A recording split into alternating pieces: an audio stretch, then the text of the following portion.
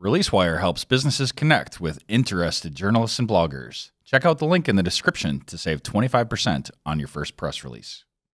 Admiral, radar shows that we have liberals approaching at 3 o'clock, and libertarians at 9 o'clock, and conservatives at 6 o'clock. They're coming from every angle, every viewpoint. Oh, it's Political Radar with your hosts, Rhonda and Elliot.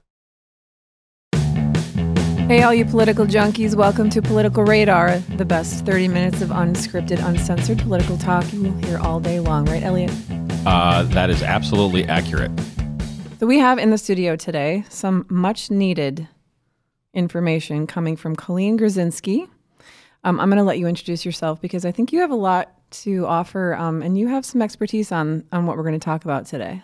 Yeah, thanks so much for having me. I'm a big fan of the show. I've been listening for a while, and I think it's great for the community, so thank you. Just a little bit about background, because most people have no clue who I am. Colleen Gruszynski. I worked for 2.5 years at the Government Accountability Board, 1 year in the Elections Division, and 1.5 years in campaign finance. After my time at the Government Accountability Board, I worked as a lobbyist for Wisconsin Voices, which is a nonprofit table that works on good government issues, increasing transparency and access to government. So that's kind of a little bit of my background. So you know a little bit about this then? Just a little. I've seen some things, yeah. So do you think my friend the mayor should go to prison? You know, I don't have opinions on that. I'm letting that to the citizens of Green Bay to decide. I personally haven't taken a position either way. So where can we start on this? I think we should start. Let's start. So Mayor Jim Schmitt, mayor of Green Bay, is under quite a bit of fire because of some campaign finance laws.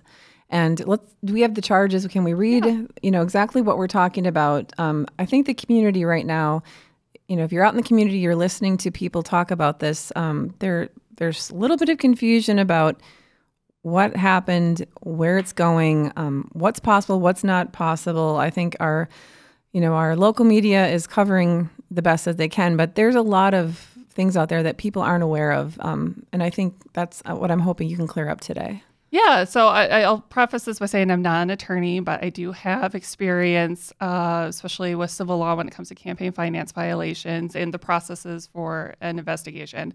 So what's in the criminal complaint? There's 3 counts outlined. The first one is false statements to an election official and attempt. Count 2, accept contribution not from an individual. It's in state law that if you're going to give money, it has to come from you. It can't come from someone else. And that would mean to the average person, basically he took money from a company, a corporation? No, it's different. So, because that's what people are saying. Well, that's the one where he took it from somebody and he put it in the son's name, right? Yeah, exactly. So, for example, my sister can't give me money to go give to another campaign. She can give herself, but she can't essentially launder money through me or any other family members or anyone like that. So you have to be the person the person that's giving has to be the one where it's coming from, essentially. Yep. Okay. Yep, exactly. And then count 3 is to accept a contribution in excess of limits. And all 3 of those charges outlined are class 1 felonies. So, but the mayor agreed to plead down, and the DA, the investigators agreed to plead down to 3 misdemeanors. Why do you think that is? Why would that be? That's a felony. How did we get from that to where we are now? So, it's not uncommon for DAs to plead down, especially with a case like campaign finance. Bringing a case like this to court takes resources. And when you have to choose, DAs have limited amount of resources. So if you have to choose between, do I put extra money or efforts towards, bringing a child molester to justice or going after, a politician on campaign finance violations, they're going to choose other cases. And so they're going to plead down or agree to plead down because that saves them time and resources.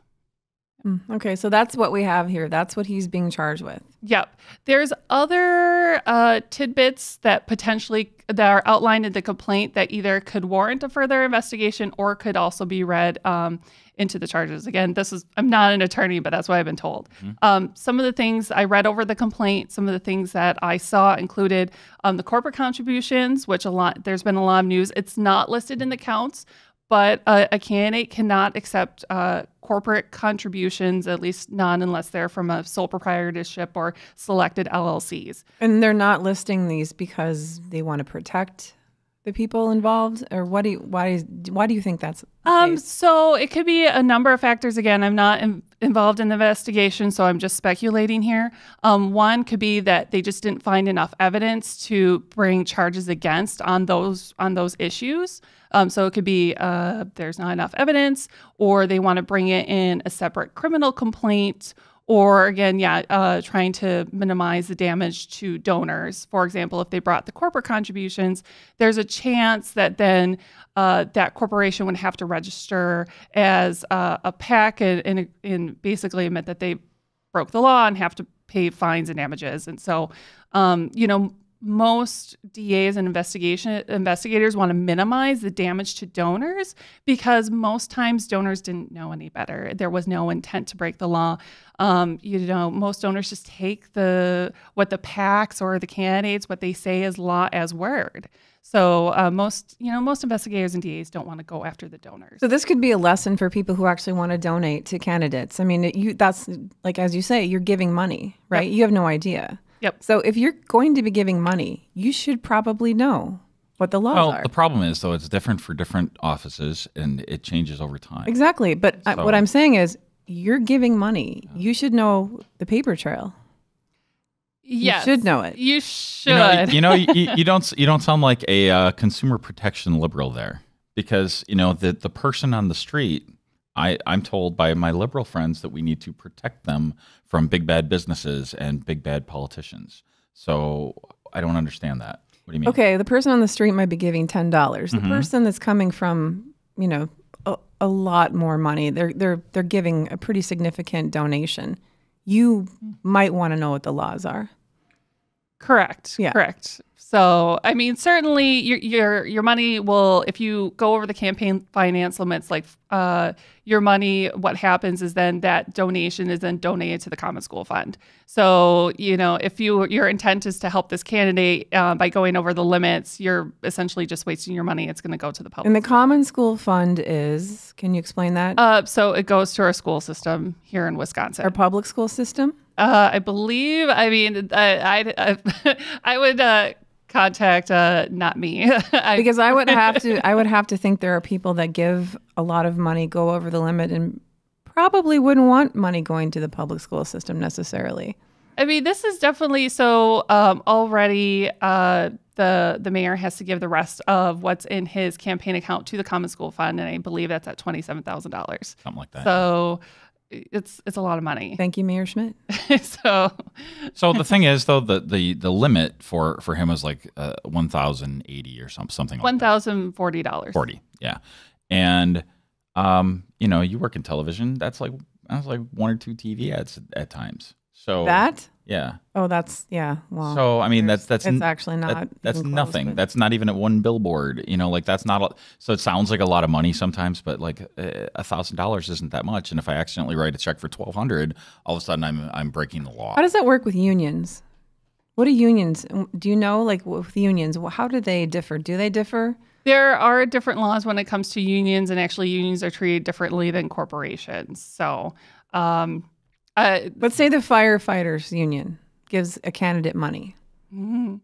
Is there a limit on that? Is there a cap? Is there, There are limits. So a candidate can only accept money from certain resources. They can accept money from individuals.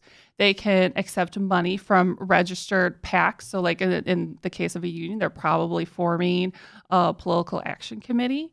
And they can also contribute themselves. So there's no limit on what a candidate themselves can give. But when it comes to other resources, there is a limit in terms of the amount of time. Again, that's for a regular election. Recalls are a different ballgame. So let's talk about let's get to the recall idea, because I don't think we talked a lot about that in our last episode. She wants to say something else. I'm sorry. Go right ahead. I do want to outline something really important that's not in the counts that I think really will matter to a lot of people. On page 5 of the criminal complaint, they did say that the mayor's office called one of the donors and said, you've gone over the limit. That's a major red flag for me. I'm surprised that they didn't bring a count on that. I think it's probably because they didn't have enough potentially evidence to do so. It is strictly forbidden that public employees cannot campaign on public time. Because you're doing city business. You're supposed to be doing city business. So let's say someone dropped off a donation at the mayor's office. What the public employee is supposed to do is to call the candidate committee, say, there's a donation here. Can you please come pick it up? But in no way should they be having contact with a donor saying, hey, you're over the limit. This is what you need to do. That is not something that the public employee in the mayor's office should be doing. There's absolutely zero tolerance when it comes to that type of behavior. There was a huge caucus scandal in the early 2000s where both parties were found to be using public resources for campaigning, and there was numerous felony charges. Chuck Qualla, the Democratic leader in the legislature, went to jail. Scott Walker. That's all alleged, and nothing has been brought against Scott Walker, the friends of Scott Walker. So again, that's all alleged, but this is something that was investigated and charges were brought. So this feels a lot to me like speeding tickets. Like if they're all making mistakes and things are happening, is it too complicated? What's your opinion on that? There's certain things that can be done. One of the complications with a case like this is that during the investigation and when the actual donations were made, there were significant changes to campaign finance law. They actually completely rewrote Chapter 11, the campaign finance chapter at the state level. I think those changes make it more complicated for parties and candidate committees. For example, when it came to corporations, absolutely no corporation could give to a candidate or a political party. Now there are opportunities for corporations to do that, which then is just something else that the candidate or the political parties have to really look through. So again, I think there are things that we can simplify, but in terms of candidates, candidates actually have some of the simplest limits on the laws in terms of donations. Where you start getting complications are PACs and independent expenditure committees. So you think that the law is reasonable and simple enough to follow? Just your opinion. I know you're not an attorney. But. I think especially for the local candidates, there are things that we can do. Most candidates seem to really understand, what money can I take and what are those limits. It comes into the reporting that there seems to be more issues. If you can run a corporation, if you can run a city, if you can do these things, why can't you follow these laws? That's a good question, something I've always had problems with, where candidates will tell me, campaign finance law is too complicated, but you're expected to do a state budget. You're expected to do a city or county budget that's, in the millions or billions of dollars. So if you can't understand campaign finance laws, then, I have serious doubts about your ability to look over the budget appropriately. And if you can hand over a check for $1,000 to a candidate, clearly your business is making enough money that you do understand some things. So, and I'm not saying that, I'm championing this. I'm just saying that excuse, it's so difficult. It's like, no, typically you have one person in place to make those laws actually be, held up. You can handle it. I guess I'm not saying that it's too complicated. I just think I don't understand the point. I feel like because this is happening so much, maybe the limits are too low. If it's just an epidemic where, so many of these candidates are having issues staying under the limit. I know what it's like to campaign, and it's tough. And if somebody's got a $1,500 check in hand, you might not get more of those. I think the bigger issue is that candidates face so much pressure to raise money. Right. When you look at how much money is outlined in the counts in this complaint, think barely over $6,000 when the mayor had over $200,000 in his campaign. So why does a candidate feel so much pressure? I mean, one of the corporation checks was for $25. Why does a candidate feel so much pressure that they feel they have to take that $25 check? I don't know. I don't understand. If you don't really need the money. And not to mention, if it's a sum that, I don't know, if it's somebody that's going to give to you and that down the line, there might be some sort of development that's coming into play, right? There might be some sort of transaction in the city. And that person is probably going to want to, get in there on that. Why would you accept that, especially when it's $25? Because that's going to come back to bite you easily. And it has. Mm-hmm. Yeah. Is it worth it? Is it worth it? Yeah. I mean, do you really need that? Can you not say no? I mean, what is it exactly? What is your point then? What are you doing exactly? Mm-hmm. And that's a fair question. Well, and so many candidates don't know how much money is going to come at them in a campaign, especially now with independent expenditure committees. We're seeing more independent expenditure committees being formed at the local level, which we've never seen before, which they can spend an unlimited amount of money against a candidate. So candidates feel the pressure to eke out as much money as possible. Mm-hmm. But how much do you really need to win? For a local election. I'm not talking for Senate, Assembly, national. I'm talking about just a local election. Well, but I would turn that the other way too. How much money do they actually have access to? So, is it really a problem that we need to have rules in place to stifle? Clearly, we need rules.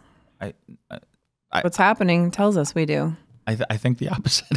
But then you have an unfair advantage. I mean, to some degree. Who does? The incumbent? Whoever can actually get out there and, if you don't have enough rich friends, if you don't have enough people that actually have connections, but you would be a really great representative and you would be a great leader, why is that okay? In a local election, it's not a perfect thing, but if you have a hard time finding friends that believe enough in you to give you money, that's a very telling thing also. I think also, unless your friends don't have a ton of money to give you, then then you just need more friends. And I think we need to also ask, what do the citizens of Green Bay deserve? One of the reasons there's limits in place is because so people can have confidence that, let's say, Corporation X, the owner decides to give their own contribution to the mayor. They know that because of the limits, that the mayor is not then, giving a contract to that person. But okay, so this is all checks written and they get deposited into an account. I feel like if the rules are just if the book is going to get thrown at you if you get caught, and if they feel the pressure to build up these war chests and not get caught, are we going to see them shift to cash? Are we going to see them get gifts in kind? I mean, how? So it's like a whack-a-mole game, right? There's rules on how much cash that you can accept anonymously.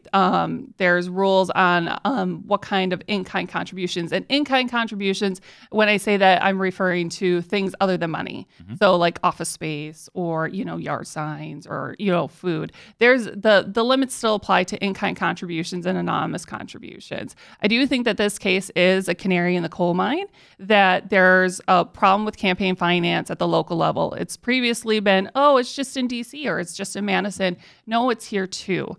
I think there's things that we can do. One thing that the Milwaukee Election Commission requires is that with every campaign finance report, that a candidate also has to submit a copy of their bank statement, something the state of Maryland also requires.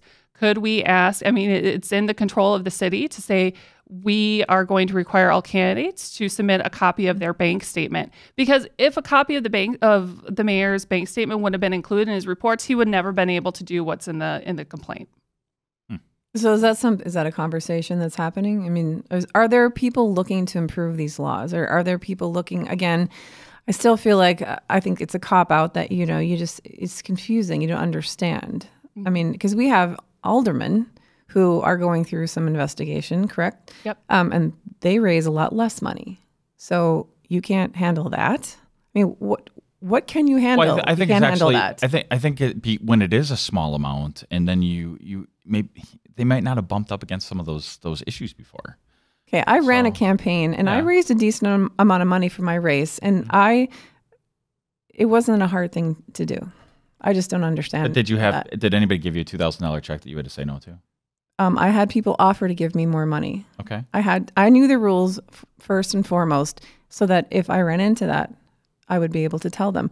I also had people try to give me money that I knew they couldn't give me money. But I had a corporate check come to me in the mail and I had to return it. I mean, it's not hard. If you're going to represent thousands of people and you're going to have this job and you're paid with taxpayer money, if you can't handle campaign finance laws, then you shouldn't be doing that job. Period. So I guess I don't necessarily disagree, but you do host a political podcast. So you are you're a step ahead the average local candidate, right? So I would hope not. Well, I would hope so, actually. And I just, we want to have citizen government. And when we have these issues, I'm not saying that the rules are necessarily too hard, but, it's just one more thing, and it's like, it's another barrier to the average person who we need these people involved in local government. And I feel like that's why you have a treasurer. That's what the treasurer's job is for. That's what they're there for. And if this current system is a barrier, then can we look at other systems like public financing? We used to have public financing at the state level. Some groups and some communities in Wisconsin would like to have public financing, but that's currently not allowed under state law. We would need the legislature to vote and allow for public financing at the local level. And, I think that's one change that certainly could be made. You're not that communities could opt in to having public financing. Some community, this is common, like New York, Seattle, and they will actually take money from violations and use it for public financing. So instead of $27,000 to the school fund, we could put $27,000 to public financing. So candidates, anyone could run, and they don't feel like they have to raise a ton of money, and it makes it easier for them. Oh, that sounds like a nightmare. I would love the person that got money that, actually shows up and, maybe they're at council and they've read their packet before the meeting starts. That'd be nice. Can we talk about recall? Because I think that's something that it's a buzzword right now out there. I personally think if the mayor doesn't resign, I don't know, he's been pretty quiet. I'm not sure what's going to happen with that. If he doesn't resign, that's what I see happening. There's a Facebook page online getting, a lot of, press time, and they're talking about, wanting him to resign. I think, what would the next step be if he doesn't? Are these people going to go out there and get a petition to have him, recalled? How many people need to do that, sign that petition? Well, it's a long process, the whole recall process. It's going to take, even if it started today, it would take probably about 6 months before there was even an election. So any elected official at the local level can be recalled if they've served 1 year in office of their term. Individuals, whoever decides to start collecting signatures, it has to be a resident here in Green Bay that's a qualified elector and lived in Green Bay for at least 10 days. They also have to register a committee with Chris Teskey, the city clerk. They'll have 60 days to collect signatures. They have to collect 25% of votes cast for the office of governor. So that's 8,444 signatures. And just to put in perspective, in the spring 2015 election, when the mayor was elected, about a little over 15,000 people voted in that election. So not really a lot of work. Yeah.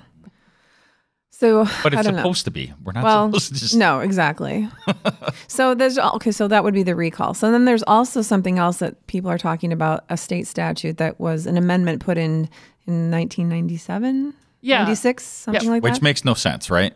Right. Even when I was at the Government Accountability Board, it was so a little background. So there's a constitutional amendment that says that if either someone's running for office or currently an office holder in the state of Wisconsin, if they are a convicted felon, they cannot serve in that office. Or that if they've committed a misdemeanor that violates the public's trust. Which could be relative. They've never defined that. That could mean he became a Bears fan, a closeted Bears fan. I mean, what is that? Okay, it means nothing. You're really scraping there, though. Yeah. Sorry. Not really, no. I mean, really, it means nothing. There's no definition of it. So who's going to decide that? Will that be an ethics committee So it could be certainly the Elections Commission could take a look at that and decide something. I highly doubt it. And the election commission would be in Madison. Yep. Correct. The Elections Commission oversees elections for the state of Wisconsin at the federal and local level. It's made up of 3 Democrats and 3 Republicans. My assumption would be that the Elections Commission would not decide a definition and instead wait for the legislature to provide more clarification through a law. Yikes. Yep. Yikes. Yep. So again, could the what's in the counts, could that fall under the misdemeanor? Yes, but we're now on since that constitutional amendment, we're now on our 3rd elections agency, and if we've gone through 2 already, and they never wanted to take it up. I mean, it is a little bit of a political hot potato where no one wants to touch it. Is that a public process at all? Like, can the public be there for that? So what the public can do is both the elections and the ethics commissions have regularly scheduled meetings. I believe they're required to have 6 public meetings a year, and they will take public comment. Someone can come in and speak for 2 minutes on any issue that they want either commission to take up. So certainly someone could go to Madison, go to one of the meetings, submit something, or someone here, you don't have to necessarily travel. You can have something read into the record as well. So. Wow. So it's going to be a long year. What's next? What do you see happening going forward?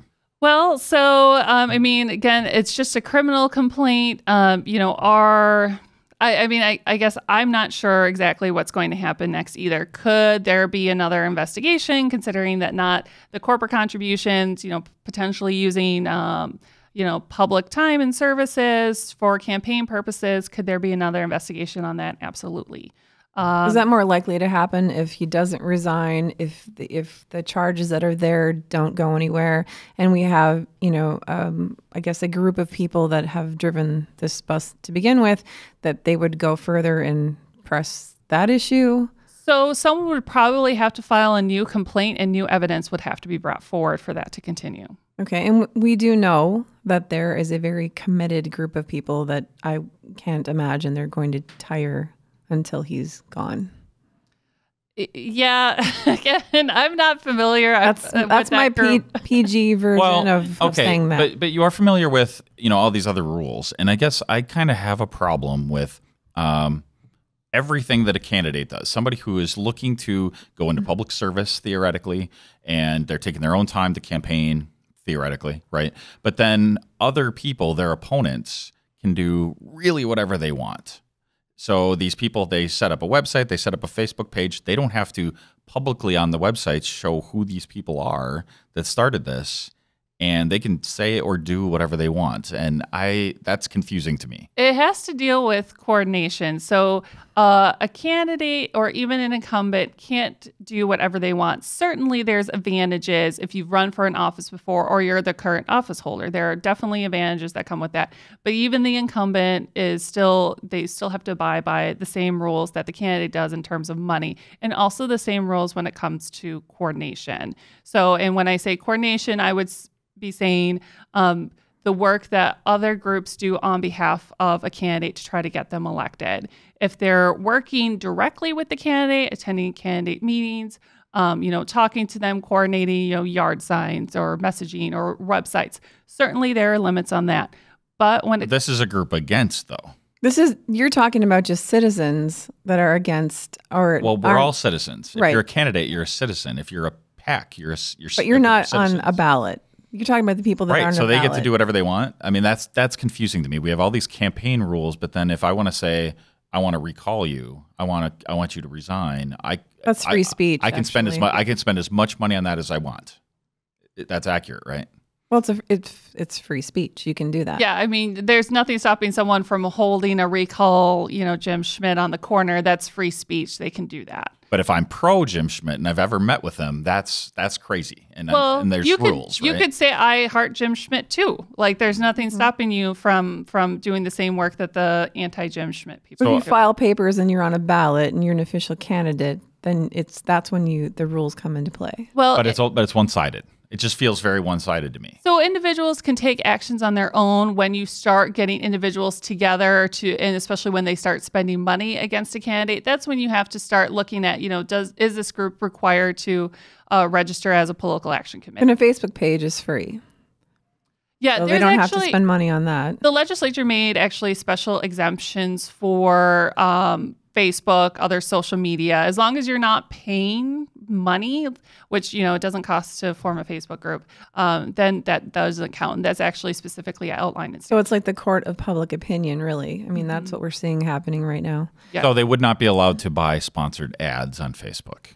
So again, are you talking about an individual and how much money are they spending? I don't know. That's the big question. So if they spend $100, it's fine. If they spend 10,000, it's not. So what an individual can do, like let's say you're suspicious of the activity of some. I want to recall Rhonda, and I got my 8,000 signatures. No problem. Well, let's talk. Well, recall is different than a PAC. A recall committee is different than a PAC. So let's say though you are suspicious of the I hate Jim Schmidt person standing on the corner. Yeah. You can certainly file a complaint with the city clerk saying, I think that person spent more than X amount of money on that campaign sign that they spent. They just increased the limits with the new laws. But if someone wants to take out a TV ad saying I don't like Jim Schmidt, then certainly you can file a complaint. The clerk will forward it on to the DA, and the DA can investigate should that person really have formed a PAC, and should that have been disclosed. And at that point, the damage is done. I mean, so it's out there. So what are you going to do? But this whole thing, just something feels not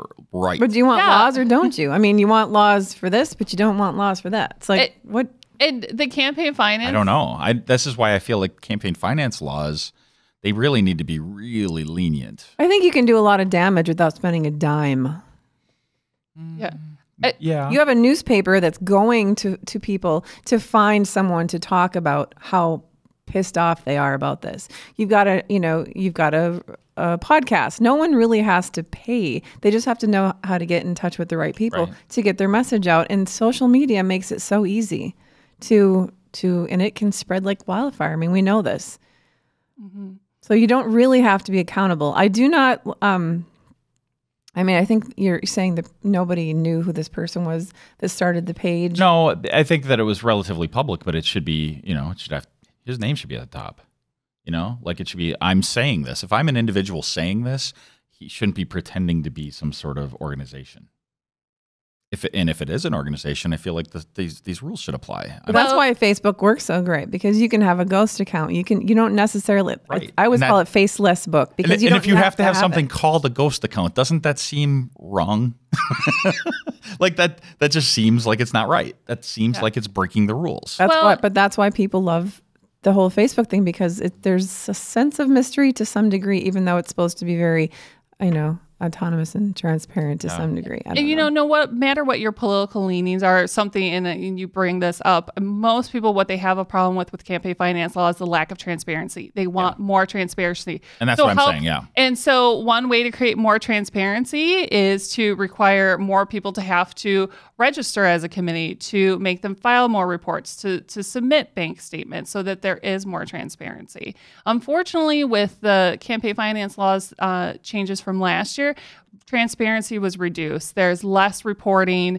There's higher limits, and especially for when to form a committee. So unfortunately, there's less transparency. And who put that out there? I would say it was a bill sponsored. There was no Democrats that signed on. Okay, let's just make that very clear, which I think is interesting, because the people that are, again, really on the bandwagon that have driven this bus against the mayor, they want all this transparency, but yet I would have to say, and I would definitely feel very confident saying they are people that would go out and they would vote Republican every time. So I think these Republicans want the amounts higher, but we're talking about a charge of $25 here. So to me, it's about the gray side of some of these rules, and you have a treasurer, you have volunteers, and maybe you lost your treasurer and you had to have a new one, and something got lost in the mix. Some of and I'm not defending Jim Schmidt necessarily, but I feel like there are opportunities for things to just be difficult, that don't need to be difficult. I think there are opportunities, but when you are, literally the one that's doing it, that's an entirely different thing. Yeah. Anyway, we're out of time.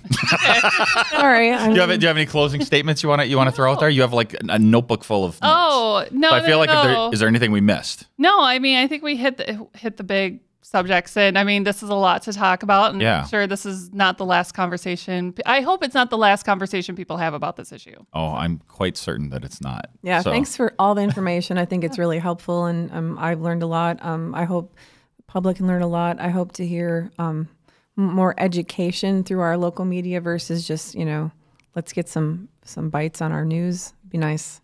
Mm-hmm. Absolutely. So that wraps up episode number 36. 36. It's very difficult. I don't know why we are counting, but we're counting. So number 36. So I actually do know why we're counting that, so that you can go get show notes at politicalradar.com/36. You can contact us on Twitter, on Facebook.